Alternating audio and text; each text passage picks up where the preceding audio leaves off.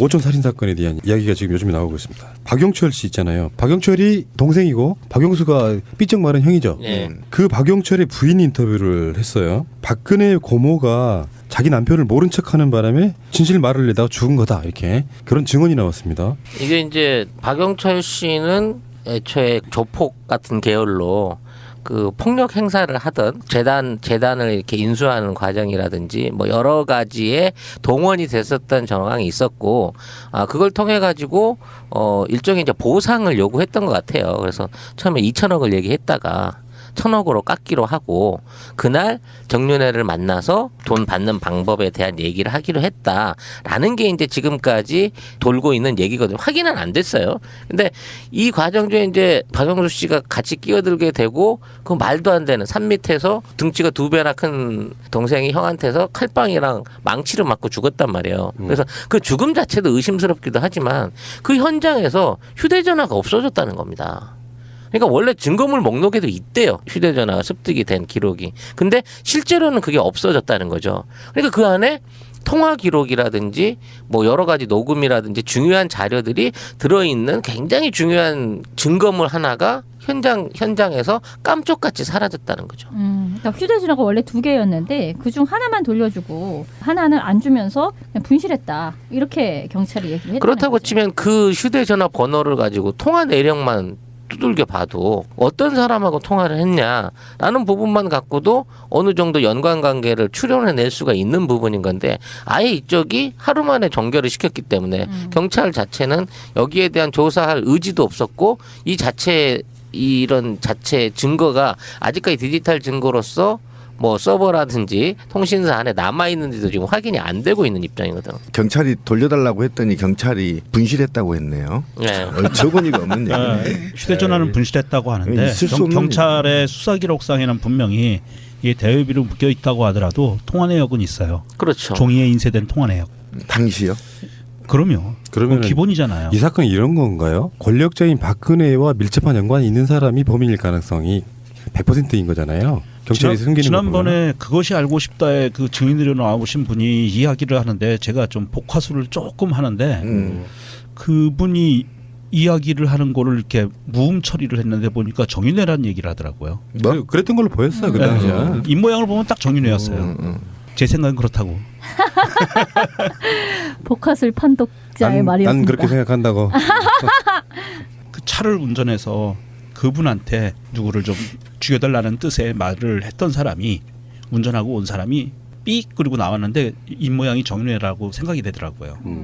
이거네. 박근혜와 정윤회 최순실의 관계는 사실상 박지만이나 박근령보다 가까운 관계였었고, 그러니까 거기 관련해 가지고 이런 이야기도 나와요. 박근혜 전 대통령이 박용철 씨에게 동생, 신동욱. 그러니까 동생 박근령 씨와 신동욱 씨 결혼을 반드시 막아라는 지시를 내렸다는 거예요. 그거는 이제 아마 재산 분쟁이나 다툼에 있어가지고 신동욱이라는 존재가 들어오면 불편해진다 이런 게 아니었을까 싶은데. 복잡해진다. 뭐. 그러면 여러분들 어떻게 생각하세요? 이 디테일을 떠나가지고 이제 대충 디테일은 이야기가 나왔고 뭐 다 대충 얼기는 다 청취자분들이 아시잖아요. 이 사건은 나는 그렇게 생각한다고의 그런 수준으로 한번 얘기해봐요. 어떻게 된 사건이라고 결론을 한번 내려봐요. 큰 얼개를 규정 짓는다면 역사책에 박근혜의 오촌 살인 사건을 규정을 짓는다면 어떻게 내리시겠습니까? 짧게 한번 들어볼게요. 유경재단의 소유권 다툼이 벌어지고 그 소유권 다툼으로 인해서 중간에 끼어들었던 조폭 애들, 이 아이들의 입을 막기 위해서 연쇄살인을 했다. 그러니까 조폭을 죽이고 죽인 애를 또 죽이고 그거를 본 증인을 또 죽이고 그래서 완전 범죄를 꿈꾸는. 그런데 기어코는 잡힌다. 공소시효가 없어졌기 때문에. 야, 저 새끼 죽여. 그리고 죽인 놈 넣고 또 딴 사람이 저 새끼 또 죽여. 얘기를 식으로. 그러니까 가장 전형적인 암살범 수법이잖아요. 네, 오스왈드가 케네디를 살해하면 또 오스왈드는 다른 놈이 살해를 하고. 그 당시에는 살인 사건이 벌어졌을 때는 이게 공소시효가 있었거든요. 그래서 이명박근혜 정권이 끝나고 나면 유야무야 이건 공소권 없음 이렇게 나올 수가 있는데 살인에 대해서 공소시효가 없어져 버린 거예요. 헌법에. 지금 정치권에서 나오고 있는 이야기가 스멀스멀 이런 얘기가 나와요. 박근혜 탄핵 정국에서 한 번도 언급이 안 된 사람. 그게 정윤회예요. 예, 맞아요. 정윤회. 정윤회도 만만치 않을 거야. 정윤회 게이트라는 게 있었으니까. 박근혜 현재 곁을 지키는 게 정윤회라는 설이 있습니다. 대놓고는 계속 나왔죠 그런 얘기. 대놓고는 면회를 못 가지만 그러면 이 사건의 핵심은 정윤회라고 보는 게 사실 맞고요. 아까 말씀하셨다시피 그러면은 박근혜의 재산을 지키기 위해서 정윤회가 자의적으로 한 사건이다. 박근혜가 지시한 사건이다. 어느 쪽이 가깝다고 보십니까? 저는 지시한 사건이라고 보는 게 맞을 것 같습니다. 왜냐하면 처음에 합의를 보는 데 있어서 합의에 어느 정도 도출이 됐거든요. 박영철은 2천억이란 돈을 요구해도 이게 2천억이 껌값이니까. 크게 무리가 되지 않는 돈이라는 걸 알고 있었기 때문에 2천억을 요구하는 거지. 그 동네 스케일을 아니까. 그러니까 그 2천억을 요구를 했고 그래서 1,000억이면 해줄게 해서 에이 그래 그냥 세일 해줄게라고 갔는데 그 돈을 사실상 수금하는 차원에서 만나러 갔다가 불교에 객이 된 거거든.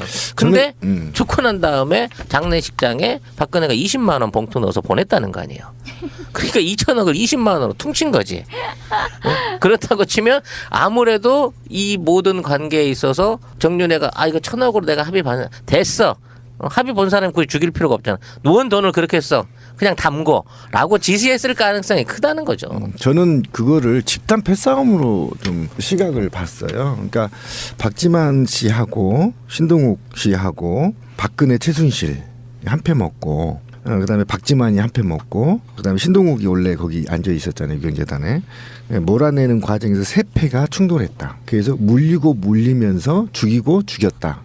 이렇게 봐서 저는 이거를 정윤회다.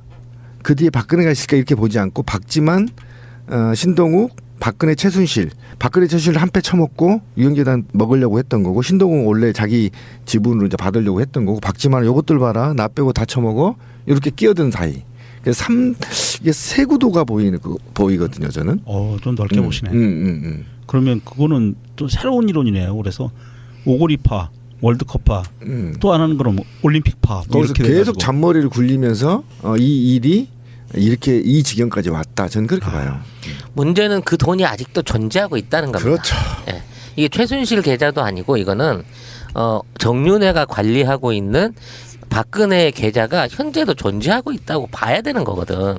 그리고 이게 이제 돈을 받으러 외국으로 나가려고 했었다라는 얘기도 있고 또 그와 관계된 돈들이 주로 국내가 아닌 외국에서 거래되고 있을 가능성이 높다는 게 이제 계속 증거로 나오고 있는 거거든요. 그러면 박영철 씨 자체는 그 돈을 요구해서 그랬던 것보다는 내가 뭔가 결정적인 증거, 계좌라든지 금액이라든지 장부라든지 이런 것들을 갖고 있었고 이걸로 갖고 딜을 하려고 했었던 게 아니냐 싶은 생각이 든다는 거지. 박영철 씨 부인의 말이 그러니까 이게 꼭 돈에서 뭔가 틀어졌다기보다는 이렇게 뭔가 마지막에 저쪽에서 내려온 오더를 이렇게 판단을 하려고 했다는 거예요. 이제 정의의 편에 서고 싶어서 하라는 것을 안 하고 이런 식으로 했다가 이제 죽게 되었다. 이 얘기를 하는 건데 가령 그 신동욱 씨를 말레이시아로 유인을 해가지고 총으로 쏴서 죽여라 이런 오더도 있었는데 그거를 남편이 안 된다라고 하고 그러면 이제 중국으로 유인하자 뭐 이렇게 의견을 내고 이렇게 좀 살려보려고 하였는데 그런 저런 것들로 해서 남편이 죽게 되었다라는 이야기이고 어쨌든 이 부인의 말로는 그 지금 죽였다라고 얘기되는 박용수와는 매우 가까운 아주 사이가 좋은 사촌이었다라는 것이고 그리고 박근혜가 고모로서 뭐 자기 남편을 전혀 모른다 이렇게 얘기한 건 너무나 기가 막히다. 어떻게 모를 수가 있는가. 이런 이야기를 쭉 하고 있는데 전체적으로 봤을 때는 어쨌든 그 박근혜 쪽 일을 이렇게 해주던 사람을 이렇게 제거하면서 그것을 조폭 영화에 나오는 느와르 영화에 아주 전형적으로 나오는 방식대로 둘 다를 죽여놓고 하나를 살인자로 만들어서 똔똔 해가지고 둘을 그냥 같이 없애버리는 방식으로 그렇게 말아서 사건을 끝내려고 했는데 자꾸만 목격자라든지 근처에 이렇게 수행비서 등등이 나타나니까 나타날 때마다 또 다 죽여버리는 그런 식으로 했다는 것이고 그래서 이제 그 전체를 주도 행동을 했던 것은 어쨌든 정윤회가 맞는 것 같은데 거기에 대한 오더와 어떤 어떤 의견에 대한 조율과 이런 것은 박근혜와 이미 다 되어 있었던 것 같다.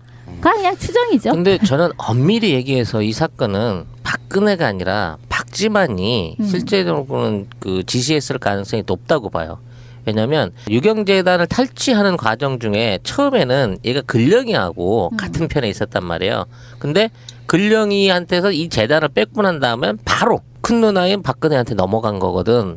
그 과정 중에서 그 유경재단 안에 숨겨져 있는 자금들을 일부 관리할 수 있는 어떤 그 권한을 획득을 했고 그 권한을 획득하고 관리를 하게 되면서 박영철 같은 핵심 그 당시 연루돼 있던 핵심 조카한테 사촌한테 이 자체를 이제 권한을 줄이면서 자기가 이걸 빼앗은 게 아닌가라는 거죠. 그러니까 박근혜는 그냥 너무 높은 데 있는 사장이기 때문에 직접 연관이 없고 그 당시에 중간에서 유경재단을 비밀리에 관리하려고 했던 어떤 박지만의 역할이 박영철을 이제 서운하게 했고 그래서 이 돈을 요구했을 때에는 박근혜가 아닌 박지만에게 결정적인 증거를 뭔가 들이댔을 가능성이 높지 않냐는 그러니까 생각인 거죠. 기존의 의혹들은 박지만이 시킨 게 아니냐로 시작을 했는데요. 최근에 드러난 거는 박지만은 아니다가 뭐냐면은 그 인터뷰도 보면은 박영철 같은 사람들은 이를테면 이런 거예요. 집안 한번 생각해 봅시다.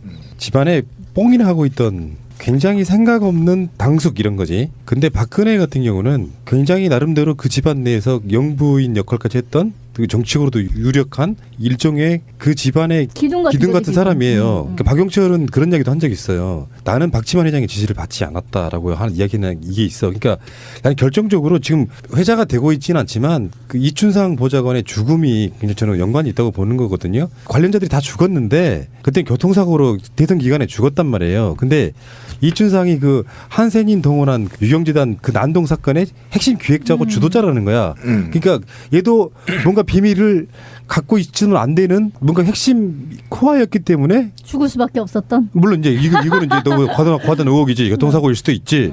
알고 있으면 안 되는 사람들이 다 죽어나간 거잖아. 이 사건 자체가. 그러니까 이거는 박근혜가 주도하지 않은 것 같은 느낌 솔직히 있는데 최소한 거기에 핵심적으로 주도한 사람은 정윤회라고 보는 거죠. 그러니까 최후의 희생자가 수행비서였다는 거예요. 박지만의 수행비서가 그렇죠. 최근에 이제 음. 죽은 사람이 그 사람이 마지막인 거거든. 그러니까 거기가 제일 밀접하고 마지막 남아 있었다는 고리라고 치면 어떻게든 박지만은 이 사건하고 무관할 수는 없다고 봐요. 그래서 이걸 누가 주도했느냐, 누구의 지시를 받았냐 이런 부분은 이 모든 게 돈 싸움하고 연관이 된 거란 얘기지. 최근에 박근혜가 그 구속되기 전에 박지만이가 집에 한번 들렀잖아요.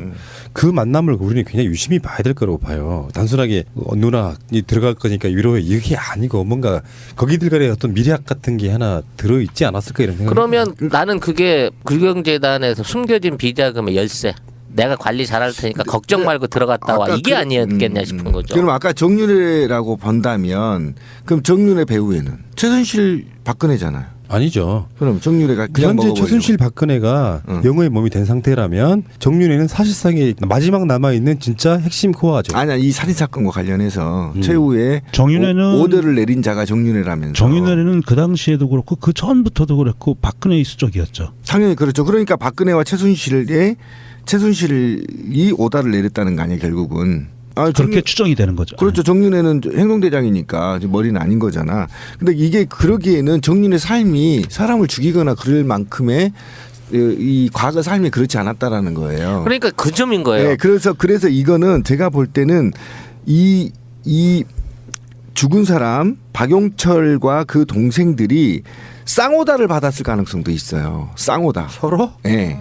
쌍오다를 받아서 이 쌍오다 사이에서 약간 이들이 돈을 챙겨서 튀려고 하는 움직임이 있었을 가능성이 굉장히 높아요. 왜 그러냐면 지금 핵심이 신동욱과 박근령은 원래 야 언니랑은 돈 많잖아 오빠랑은 나 이거라도 줘 유경재단 이렇게 해서 앉아 있었던 거 아닙니까? 이걸 빼앗았던 거 아니에요. 박지만이랑 박근혜가 싸우면서 이 난장판이 일어났던 거 아닙니까? 삼각관계가.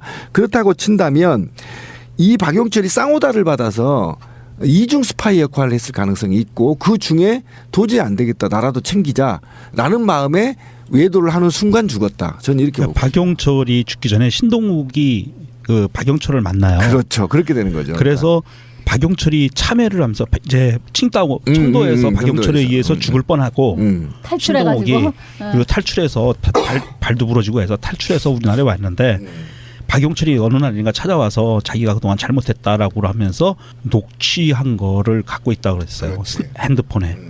그 녹취가 뭐냐면 바로 그 딜 들어갔던 그 부분에 대한 녹취를 한 거예요. 그러니까 이거는 이게 앞으로 밝혀지면 정말 저 집안은 싸그리 다 무너지는 거예요. 그러니까 죽일 수밖에 없었고 그거를 죽인 중간 보스는 정윤회로 추정이 되고 정윤회는 박근혜의 수족이었기 때문에 그리고 최태민과 박근혜에 의해서 정윤회가 최순실하고 거짓 결혼을 한 거로 추정이 되기 때문에 이거는 중간 보스 역할을 한 것 같다. 최순실 박근혜 게이트는 최순실이 박근혜랑 친해서 사실상 한 가족에서 국정농단하고 뇌물 받은 거다 이렇게 볼 수 있는데 여기에 살인사건이 접목돼 있다고 하면 재산을 지키기 위해서 그것도 여러 명의 살인사건이 접목돼 있다고 하면 정말 악인이고 사실은 세상에 빛을 보지 말아야 될 사람인데 그런 이야기 그 노승일의 증언이 하나 있었잖아요. 최순실이 그랬다는 거야. 나 정말 무서운 사람이야. 조심해. 그러니까 진짜 핵심 코어는 박근혜를 중심으로 해서 정윤회와 최순실의 권력 싸움도 있었다는 거 아니에요. 어찌됐건 둘이 좋았을 때 박근혜가 권력을 잡기 전에도 박근혜 주위에 있는 그 재산들 때문에 박근혜 이 뒤에 부서 있었던 거 아닙니까? 유경재단이네 뭐네. 그러니까 박근혜 게이트에 어쩌면 우병우가 구속이 안 된 것처럼 사실은 정윤회가 사실상 조사를 받고 검찰이 구속도 좀 되고 박근혜 게이트 탄핵의 핵심 코어 중에 하나는 살인사건의 진실을 밝히는 것이고 하나 더 추가하자면 정윤회가 구속되는 거다. 이렇게 결론을 내리는 게 가능하지 그렇죠. 않을까? 근데 왜 그러냐면 박근혜, 최순실, 정윤회가 이 유경재단을 통해서 무엇을 하려고 했느냐 이게 굉장히 중요한데요. 바로 대통령 만들기 프로젝트. 그러면 왜 박근혜가 유경재단을 탐냈느냐. 이 조직과 돈이 결국은 박근혜 대통령 만들기 프로젝트에 필요했다라는 거예요. 그러니까 가장 이것이 절실했던 사람은 오랫동안 대통령 만들기 프로젝트를 진행한 최순실, 정윤회 그리고 박근혜였다라는 거죠. 그렇기 때문에 여기에 기결되는 거. 박지만은 있어도 그만 없어도 그만이었을 겁니다. 그런데 그가 그 재산을 지키고자 했었다면 장자로서 그렇다고 친다면 가장 이 유경재단이 필요했고 이 유경재단을 통해서 무엇을 할 것이냐 왜? 라는 물음표에 대통령 만들기 프로젝트 수행. 이라는 게 연결되어 있는 거여서 굉장히 중요한 포인트죠. 다시 돌아가면 이렇게 되는 게 맞아요. 원래 갖고 있던 사람은 박근혜입니다. 그렇죠. 근데 동생들이 이게 왜 언니 거만 되냐? 지키고 싶었던 최순실과 정윤회와 박근혜의 입장 또는 최태민까지 올라가면 그렇죠. 지켜야 되는 부분이 있는 거예요. 그게 뭐냐면은 유경재단 하면 떠오르는 사람은 유경수 여사거든요. 그렇죠. 그러니까 그 이미지를 차용도 해야 되고 당연히 실제로 그렇죠. 돈도 생기는 부분이고 그래서 근데 왜 아버지의 유산을 왜 니만 가져 언니 니만 가져 이렇게 해서 분쟁이 일어난 거예요. 그래서 그뿐만이 예. 아니라 그거를 이제 운영하는 방식에 있어서 최태민 일가가 너무나 이제 농단을 전행. 치쳐댄 거죠. 전행을 그렇지. 하니까 이게 잘못되었다. 그리고 거기에 있는 직원들도 거기에 대한 반대 여론이 막 높아지고 하니까 박근령과 박지만이 그때는 같은 편이 되어서 언니와의 그 싸움을 했던 것인데 그리고 나서 박근령 쪽으로 넘어가니까 박지만은 다시금 박근혜 쪽에 붙어가지고 박근령의 것을 다시 뺏어오려고 하는 그런 이제 싸움이 된 거죠. 박근혜와 정윤회와 최순실은 아직 사실은 밝혀진 게 반도 안 밝혀진 거다고 봐요. 10분의 1. 그러니까 박근혜 게이트의 코어는 사실은 5촌 살인 사건이라고 봅니다. 결국은 이거죠. 돈이 있었다. 2천억 쯤은 수수료로 땡길 수 있을 정도로 엄청난 돈이 존재했다. 그리고 신동욱을 죽이고 싶었다. 그래서 박영철한테 시켰는데 박영철이 이거 고모부인데 참 난 양심상 죽일 수가 없네라고 해서 신동욱 편에 선 거다. 그리고 나서 돈을 요구를 했다. 그리고 그 돈을 요구한 딜은 정윤회랑 했는데 결국 나중에는 믿었던 사람한테 칼 맞아서 죽었다. 이게 고리거든. 그러니까 결국은 돈이야. 박근혜의 숨겨진 스위스 계좌 같은 거에 대한 이야기는 10원 나치도 지금 안 나오고 있잖아요.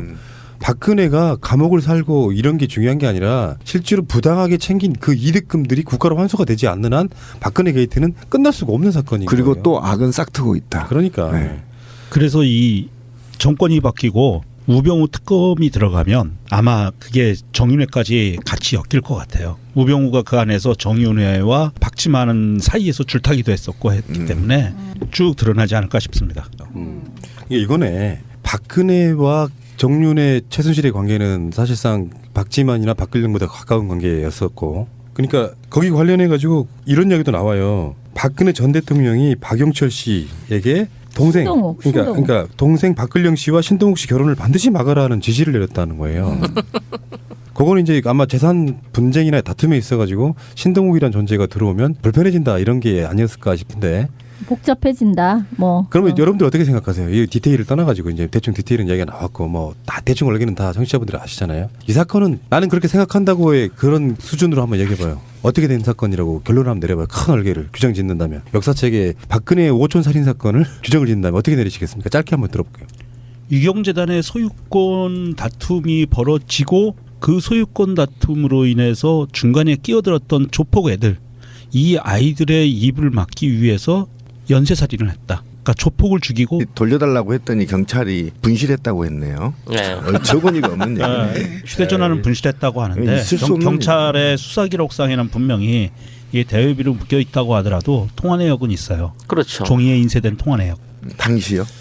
그럼요. 그러면은 그건 기본이잖아요. 이 사건이 이런 건가요? 권력자인 박근혜와 밀접한 연관이 있는 사람이 범인일 가능성이 100%인 거잖아요. 경찰이 숨기는 거 지난번에 그것이 알고 싶다에 그 증인으로 나오신 분이 이야기를 하는데 제가 좀 복화술을 조금 하는데 그분이 이야기를 하는 거를 이렇게 무음 처리를 했는데 보니까 정윤회라는 얘기를 하더라고요. 뭐? 그랬던 걸로 보였어요. 그 당시에.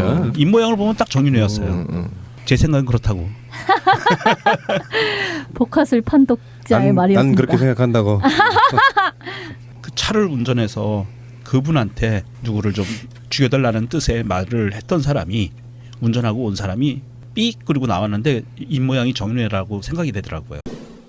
5촌 살인 사건에 대한 이야기가 지금 요즘에 나오고 있습니다. 박용철 씨 있잖아요. 박용철이 동생이고 박용수가 삐쩍 마른 형이죠. 네. 그 박용철의 부인 인터뷰를 했어요. 박근혜 고모가 자기 남편을 모른 척하는 바람에 진실 말을 내다가 죽은 거다 이렇게 그런 증언이 나왔습니다. 이게 이제 박영철 씨는 애초에 조폭 같은 계열로 그 폭력 행사를 하던 재단을 이렇게 인수하는 과정이라든지 뭐 여러 가지의 동원이 됐었던 정황이 있었고, 그걸 통해 가지고 일종의 이제 보상을 요구했던 것 같아요. 그래서 처음에 2천억을 얘기했다가 1,000억으로 깎기로 하고 그날 정윤회를 만나서 돈 받는 방법에 대한 얘기를 하기로 했다라는 게 이제 지금까지 돌고 있는 얘기거든요. 확인은 안 됐어요. 근데 이 과정 중에 이제 박영수 씨가 같이 끼어들게 되고 그 말도 안 되는 산 밑에서 등치가 2배나 큰 동생이 형한테서 칼빵이랑 망치를 맞고 죽었단 말이에요. 그래서 죽인 애를 또 죽이고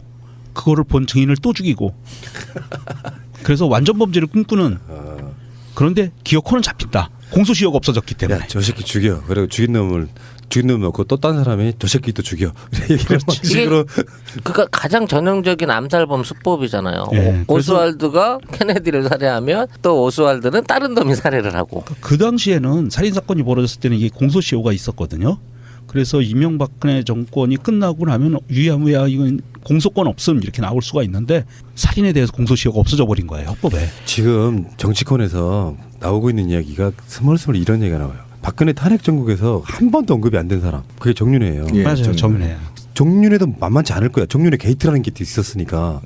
박근혜 현재 곁을 지키는 게 정윤회라는 설이 있습니다. 대놓고는 계속 나왔죠 그런 얘기. 대놓고는 면회를 못 가지만 그러면 이 사건의 핵심은 정윤회라고 보는 게 사실 맞고요. 아까 말씀하셨다시피 그러면은 그 죽음 자체도 의심스럽기도 하지만 그 현장에서 휴대전화가 없어졌다는 겁니다.